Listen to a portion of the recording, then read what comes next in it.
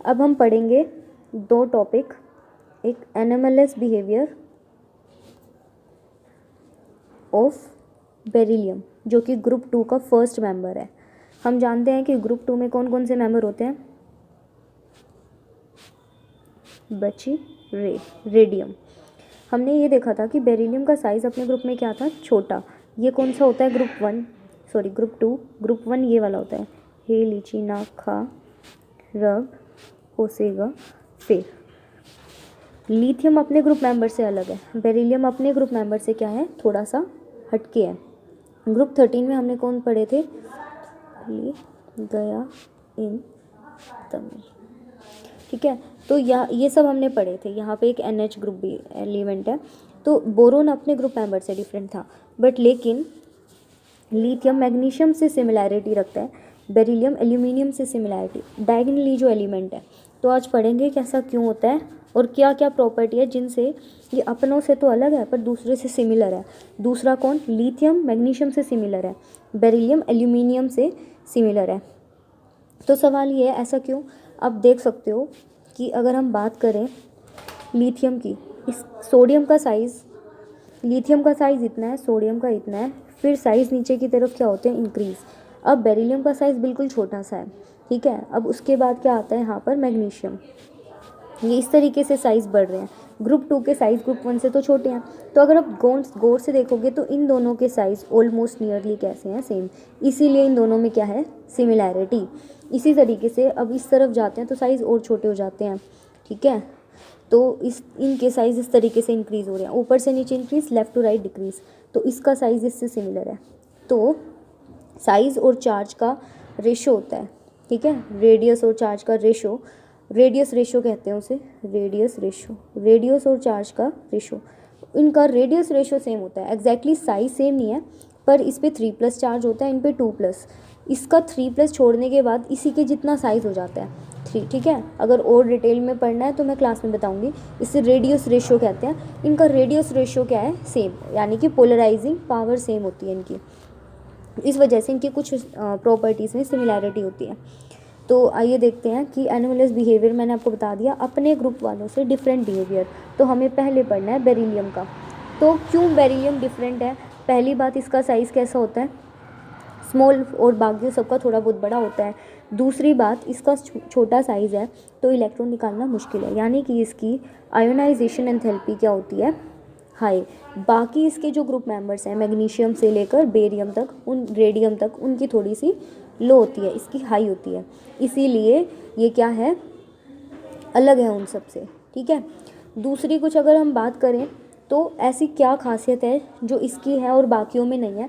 आपने देखा होगा बेरिलियम इतना छोटा सा है, 2+ चार्ज और छोटा है, तो ये दूसरे एलिमेंट्स यानी जो आयंस है उसको अपनी तरफ अट्रैक्ट कर लेगा, जिसकी वजह से ओवरलैपिंग हो जाएगी। यानी बेरिलियम के कंपाउंड्स जो होते हैं, ये सब कंपाउंड्स, ये कैसे होते हैं, कोवलेंट। जबकि अगर हम MgCl2 की बात करें तो ये कैसे होते हैं, नीचे वाले आयनिक। तो है ना ये डिफरेंट बिहेवियर। तो हम क्या बोलेंगे, सबसे पहले बेरिलियम छोटा है, तो अगर हम देखेंगे तो इसके पार्टिकल पास पास होंगे, यानी बेरिलियम इज़ हार्ड। बेरिलियम का मेल्टिंग पॉइंट क्या है, वेरी वेरी हाई, बाकियों से कुछ ज़्यादा ही। मैग्नीशियम मैंने आपको रिबन दिखाया था, कितना सॉफ्ट सा था, सॉफ्ट नहीं था बट लेकिन कंपैरेटिवली मुड़ पा रहा था, ऐसा बेरिलियम नहीं होता। तो beryllium is hard, melting point क्या है, हाई है। दूसरी बात करें तो बेरिलियम के जो कंपाउंड्स होते हैं वो कैसे होते हैं, कोवलेंट। बाकी सबके कैसे होते हैं, मोस्टली आयनिक। तो ये इसकी असमानता है। तीसरा जो पॉइंट है वो ये है, बेरिलियम 4 ही बॉन्ड बना सकते हैं। मैंने अभी भी बताया था आपको, बेरिलियम में टोटल 2 ही शेल होती हैं, ये न्यूक्लियस फर्स्ट सेकंड शेल में 2s और 2p ही होता है, 2s और 2p ही होता है। तो यानी 1 2 3 4 बॉन्ड बना सकता है, उससे ज़्यादा नहीं। बाकी नीचे वाले एलिमेंट्स 6 बॉन्ड भी बना सकते हैं, मतलब ज़्यादा बना सकते हैं, क्योंकि मैग्नीशियम से ही अगर हम शुरू करें तो इसमें 3s 3p के साथ 3d भी होता है खाली। ये 3s, इसमें एक इलेक्ट्रॉन, 3p दूसरा इलेक्ट्रॉन इसमें होता है पर वो जंप करके यहाँ चला गया। अब 3d भी कम से कम है तो सही। तो ये 1 2 3 4 बॉन्ड, 5 और 6 अगर किसी से ले ले तो बना सकते हैं। तो बेरिलियम 4 बॉन्ड बना सकता है, बाकी वाले 6 बॉन्ड भी बना सकते हैं। तो ये क्या है, एनोमलस बिहेवियर है। आपको बताए थे। दूसरी बात, बेरिलियम का जो ऑक्साइड है पानी में डाल दो तो क्या बन जाएगा, BeOH ट्वाइस, क्योंकि इनकी वैलेंसी 2 होती है। जो नीचे वाले हैं MgOH ट्वाइस, CaO या फिर CaOH ट्वाइस, ये चूने का पानी यानी लाइम वाटर, ठीक है। नीचे के यानी कि जितने भी एलिमेंट्स आपको नज़र आ रहे हैं ये सब के सब, इन सब को अगर हम देखें तो ये इतने कोवलेंट नहीं है, नीचे वाले इतने कोवलेंट नहीं है, मोस्टली आयनिक है। नंबर 2, ये सारे के सारे जो आपको दिख रहे हैं ये सभी बेसिक नेचर के हैं। मेटल के ऑक्साइड वगैरह ये OH छोड़ते हैं, जबकि मैंने आपको बेरिलियम के कंपाउंड्स बताए थे वो कैसे होते हैं, एम्फोटेरिक, यानी एसिडिक और बेसिक दोनों प्रॉपर्टी हैं। तो इसमें ये डिफरेंट है अपने ग्रुप मेंबर से, इसीलिए इसको एल्कलाइन अर्थ मेटल नहीं बोलते, किसको, बेरिलियम को, क्योंकि ये अपने ग्रुप मेंबर से क्या है, डिफरेंट है, क्योंकि इसका जो ऑक्साइड या हाइड्रोक्साइड है वो एम्फोटेरिक है, बाकी सबके बेसिक है। तो अब आपको मैं थोड़ा सा बुक से भी बता देती हूँ। ये देखिए यहाँ पे आपको बुक में अपना ये टॉपिक मिल जाएगा, एनिमलस बिहेवियर ऑफ बेरिलियम।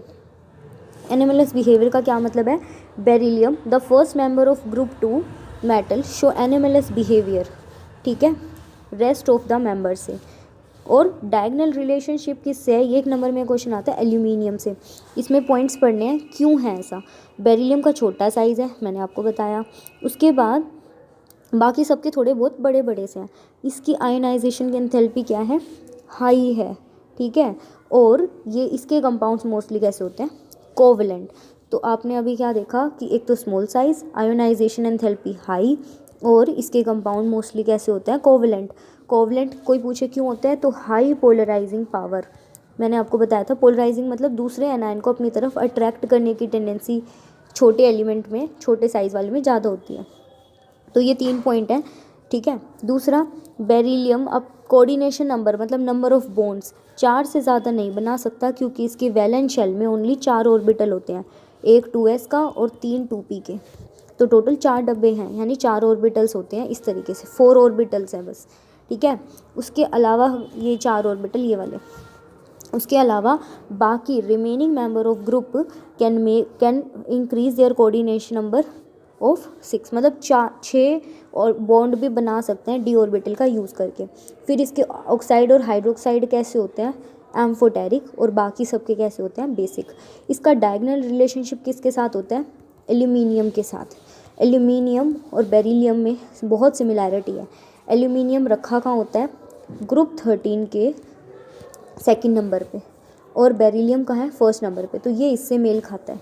इन दोनों का रेडियस रेशियो मतलब चार्ज रेशियो, ये लिखा, इसका चार्ज रेडियस रेशियो क्या होता है, नियरली सेम, इसी वजह से वो उनमें सिमिलैरिटी है, ठीक है। उसके बाद कौन सी सिमिलैरिटी है, देखिए मैंने आपको आपने देखा होगा एल्यूमिनियम पे रस्टिंग नहीं होती, क्योंकि एल्यूमिनियम पे एक ऑक्सीजन की क्या लगी रहती है, लेयर, ऑक्साइड लेयर। ऐसे ही Be के ऊपर क्या लगी रहती है, BeO की ऑक्साइड लेयर लगी, MgO पे भी रहती है, पर MgO की और भी तो प्रॉपर्टीज़ हैं जो अपने ग्रुप से ही मैच करती हैं, तो उसका एनिमलस बिहेव नहीं कहेंगे। तो BeO और Al2O3 इन लेयर के होने की वजह से बेरिलियम और एल्यूमिनियम ऑक्सीजन के साथ जल्दी से रिएक्शन नहीं करते। तो लाइक एल्यूमिनियम, बेरिलियम भी अटैक नहीं होता उस पर एसिड का, क्योंकि उसके ऊपर एक ऑक्सीजन की लेयर चढ़ी रहती है। दूसरा, आप पहले तीसरा पॉइंट पढ़ लीजिए, इन दोनों की ही स्ट्रक्चर ब्रिज वाली होती है। बेरिलियम की भी ऐसी स्ट्रक्चर बताई थी मैंने आपको, इस तरह से सेम स्ट्रक्चर किसकी होती है, एल्यूमिनियम क्लोराइड की। AlCl3 की भी ब्रिज स्ट्रक्चर होती है, मैं आपको दिखाती हूँ।